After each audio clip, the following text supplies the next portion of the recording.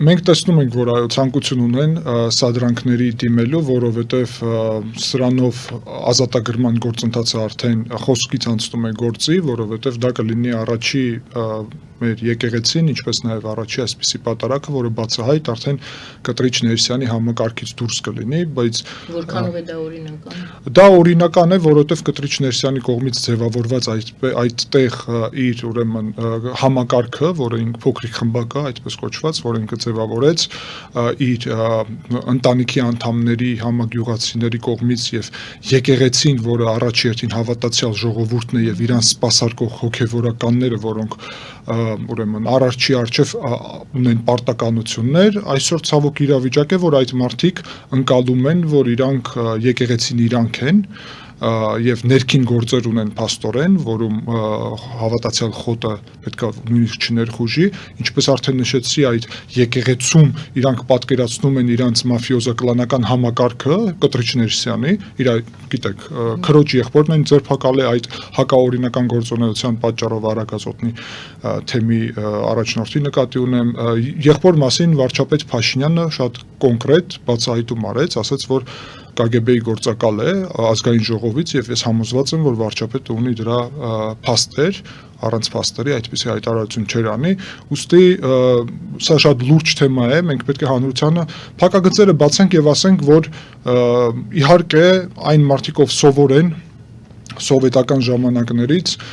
որ պետք է KGB-ի համակարգի ներսում աշխատեն, այդ մոտեցումով չկա հիմա այլևս KGB, իրանք փնտրում են իրավահաջորդներ, փնտրում են նոր կապեր, փորձում են շարունակել նույն տրամաբանությամբ աշխատել, որտեղ սովոր չեն, չգիտեն, նույնիսկ հետ սովետական Հայաստանում մենք չենք ունեցել այդ անկախության հնարավորությունը, առնվազն վերջի միջև հեղափոխություն վերջի 20 տարվա ընթացքում եւ նույնիսկ հեղափոխությունից հետո էլ մի քանի տարի շատ բարդ իրավիճակ ունենք, ուստի հիմա արդեն շատ բաց պետք է հանրությանը ասենք, որ այս հարցը ինքնիշխան Հայաստան կառուցելու անխուսափելի մաս է, անհնար կլինի մենք կառուցենք ինքնիշխան պետություն, միջև Կտրիչ Ներսյանը գտնվում է այս համակարգում, այն էլ համակարգի գլխին։ Մենք որևէ խնդիր ուրեմն հանրությունը, ամբողջ հանրությունը, որովհետև այստեղ իշխանությունները ներգրաված են այն առումով, որ իրանք ընտրված են հանրության կողմից, ամբողջ հանրությունը եւ բոլոր այն մարդիկ, ով քննարկումներ են անցկացնում տարբեր, այս նույն քննարկումը մենք նաեւ տեսնում ենք մարդկանց մեկնաբանությունները, մարդկանց քննարկումը, շփվում ենք մարդկանց հետ ուղիղ։ Վաղը ես նաեւ իմ կողմից հրավիրել եմ մարդկանց եւ հազարավոր մարդիկ մեկնաբանել են, պատրաստվում են նաեւ գալ մասնակցել, որովհետեւ այս հարցը վաղուց հայկական հանրությունում, հիշեցնեմ նոր Հայաստան նոր հայրապետ շարժումը, ցավոք այն ժամանակ վարչապետ Փաշինյանը չգնաց այդ ճանապարհով, հաշվի չառավ բոլոր սպառնալիքները եւ ինչ որ առումով կայացրեց, կարծում եմ սխալ որոշում այդ փուլում, բայց հիմա լավ է, որ արդեն վերջնական հարցը պետք է որոշվի, որովհետեւ ամբողջ հանրությունը վաղուց գիտի, թե ինչ իրավիճակ է ձևավորվել ցավոք մեր եկեղեցում, մեր եկեղեցին պետք է հզորանա եւ դրա համար անհրաժեշտ է, որ մաքրման գործընթացը տեղի ունենա, բոլոր արդար քահանաները, որոնք ուզում են հոգեվոր առումով սպասարկել ուրեմն եկեղեցու եւ իրանց հոգեվոր պարտականությունները, իսկ քաղաքական առումով պատրաստ են միայն եւ միայն Հայաստանի Հանրապետությանը ծառայել, բոլորը իրանք ողջունելի են եւ պետք է շարունակեն իրենց գործունեությունը մեր եկեղեցում։ Եթե կան մարդիկ, ով պատկերացնում են, որ Հայաստանի Հանրապետությունից բացի ուրիշ ուժային կենտրոնների հետ ինչ որ պետք է քննարկումների մեջ մտնեն, ինչ որ հարաբերությունների մեջ մտնեն եւ այլն, իրանց համար ցավոք, բայց այս փուլը արդեն ավարտվում է, որովհետեւ այդպես էլ չի լինելու։ Հանգուցալուծումը իհարկե այն է, որ եւ պետք է լինի որևէ դեպքում վաղվա ուրեմն այս պատարակը չպետք է դառնա պատճառ, որ ինչ որ անջատում կամ ուրեմն բևեռացում տեղի ունենա եկեղեցու ներսում, որովհետեւ դրա վտանգը առհասարակ կա եւ մենք դրա դեմ ենք, ես էլ այդ թվում, որ չպետք է լինի այդպիսի բաժանում, հակառակը պետք է բոլոր եկեղեցիները ազատվեն Կտրիչ Ներսիսյանի այս համակարգից, իր լեգիտիմությունը իրականում չկա, ես կարծում եմ այն պահից, որ ինքը ուրեմն խախտել է կուսակրոնությունը, առհասարակ իր լեգիտիմությունը արդեն գոյություն չունի, բացի դրանից երբ ինքը կոչ արեց վարչապետին, որ լքի իր պաշտոնը եւ վարչապետը դա չարեց, վերընտրվեց, դրանից հետո պաշտոնում է եւ հանրությունը ընդունում է վարչապետին, ապա դրանով երևաց, որ հանրային աջակցություն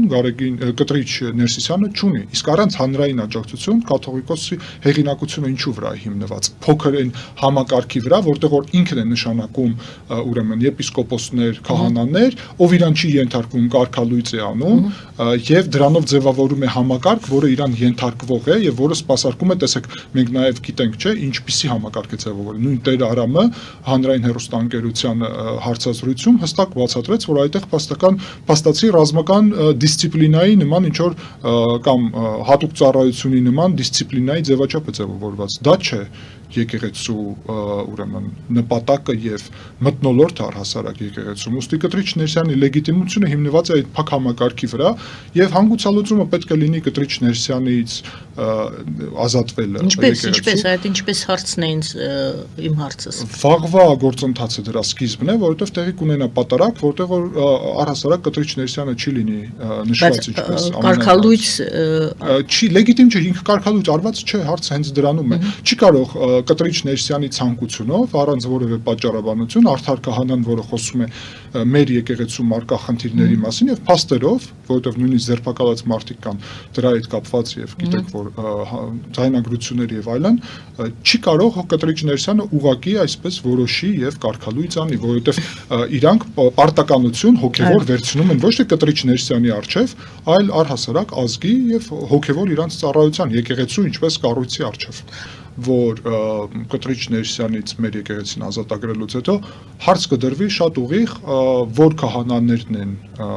սպասարկում միայն Հայաստանի Հանրապետության շահերը եւ որ քահանաները ունեն պատասխանատվություն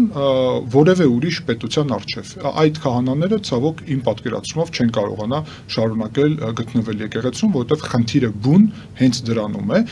բայց ես նաեւ ուզում եմ ասեմ, որ հիմա քահանաները, որոնք ակտիվ ներգրավելու են պաշտպանելու Կտրիչ Ներսիսյանին, ապա նույնիսկ եթե ինչ որ մի մասը իրանց դա անում է իրանց սեփական կամքով եւ ցանկությունով, ապա դա առնվազն դառնալու է պատճառ նրա, որ մենք կարծում եմ ապագայում բոլորը ազգովի պետք է ուսումնասիրենք հարցերը, որովհետև իրանք շատ լավ հասկանում են, իսկ եթե չեն հասկանում, ես այս եթերն եմ օգտագործում եւս մեկ անգամ ասելու, որ մենք խնդիր ունենք նրա հետ կապված, սիրելի հայեր, որ օտար ուժը տարբերություն չկա, որը մեր եկեղեցին բռնազավթել է եւ հայկական պետությունը պետք է վերադարձնի վերահսկողությունը քաղաքական առումով այդ քաղաքական գործընթացի մասով հոգեվորին չի վերադարձնում։ Օտար ուժը նկատի ունեք Ռուսաստանի հատուկ ծառայությունները եւ այլն։ Ես նկատի ունեմ սովետական միության KGB-ն, որից հետո ենթադրում եմ, որ այս մարդիկ ցանկություն են ունեցել նույն պարադիգմայով շարունակել իրենց կապերը եւ ենթադրում եմ, որ գտել են Ռուսաստանում ինչ որ մարդիկ, ում հետո իրանք այսպիսի հարաբերություններ ուզեցել են շարունակել, որովհետեւ տեսեք, իրանք իշխանությունը այստեղ, որը նախկինում արդեն եղել է եւ մենք առանք փաստացի խոսել, այլ ոչ թե ենթադրենք, հիմնված էր նրա վրա, որ Հայաստանում չկար ժողովրդավարություն, Հայաստանում կար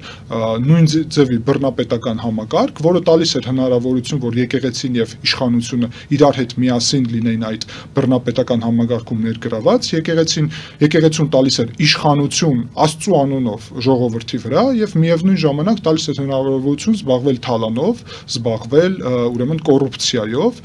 եւ միակ տարբերակը, որ իրանք այս կոռուպցիան էլ սրբապղծություն է մեր եկեղեցու միջոցով։ Ուստի զբաղվել սրանով տարբերակը հենց դա է, որ այդպիսի օրակարգը վերադարձնեն։ Ուստի շատ տրամաբանական է, որ իրանք փորձում են նույնիսկ Ռուսաստանին օգտագործել իրանց սեփական ուրեմն այդ սրբապղծությունները, թալանը եւ մաֆիոզա-կլանական համակարգը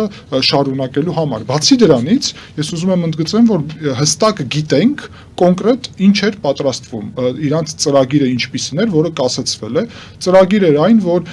իրանք ներկայացրել էին եւ Ռոբերտ Քոչարյանը, եթե ուշադիր լինենք, դրա մասին խոսել է նաեւ, որ հոգեվոր առաջնորդ պետք է լինի, իրանք ներկայացրել էին Ռուսաստանում ինչ որ մարդկանց ազդեցիկ օրակարգ, որ Հայաստանում իշխանությունը վերադարձնել Ռոբերտ Քոչարյանը, Սերժ Սարգսյանը այլևս չեն կարող դաշնակցությունն էլ գից եւ միակ տարբերակն է, որ քրիստոնեության միջոցով Հայաստանը կրոնական չպետություն դարձնեն, որի ղեկավարը պետքա լիներ նաեւ Աստծո անունով Կտրիչ Ներսիսյանը եւ այդ օրակարգով իրանք շարժվում էին հայկական պետությունը եւ հանրության մի մասը առնվազն, ով սրանում ակտիվ ներգրաված էր ու ուրեմն տեղեկացվել էր տարբեր աղբյուրներից, որ այդպիսի ծրագիր էր զարգանում, դա նաեւ հանրային երևում էր դրա մասերը, այդ թվում ոչ միայն Քոչարյանի հայտարարությունը, այլ Բագրատ Գալստանյանի այդ շարժումի սկիզբը, որը փաստացի աջակցեց Կտրիչ Ներսյանը, ուստի հայկական պետությունը կասեցրեց Հայաստանը կրոնական չպետություն դարձնելը, որը առհասարակ Հայաստանի պետության չեղարկման մասին օրակարգ էր։